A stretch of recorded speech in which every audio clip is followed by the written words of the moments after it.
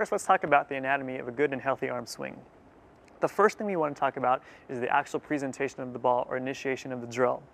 What I like to do is I like to bounce the ball before I start the drill. A lot of coaches like to slap the ball, but I don't see any sense in actually having to hit the ball twice. So if I'm getting to run, say, a defensive drill, I'll put myself in a pretty good athletic position.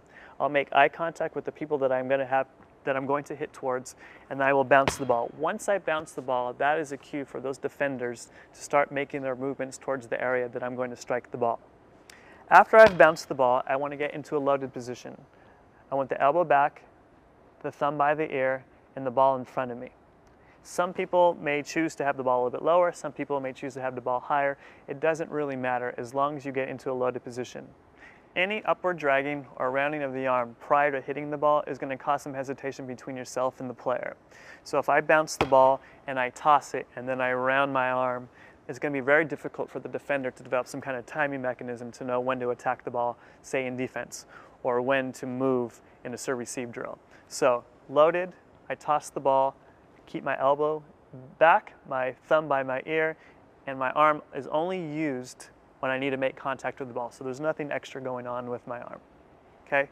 Now, when I strike the ball, a couple things are going to happen. The first thing I'm going to want you to do is make contact with the palm first. Palm is going to actually give you a little bit of power, and then you're going to use your fingers around the ball, depending on where you want the ball hit, to give it direction. So if I'm hitting the ball, I want to toss the ball. I want to make contact with the palm first, with the finger second. So I'm going to toss, palm first, finger second. Now the toss should be low, no higher than the head, because we want to take a little bit of stress off the shoulder. So when I toss my ball, I like to give it a little bit of spin. It actually helps me have to do less with my arm when I'm making contact with the ball.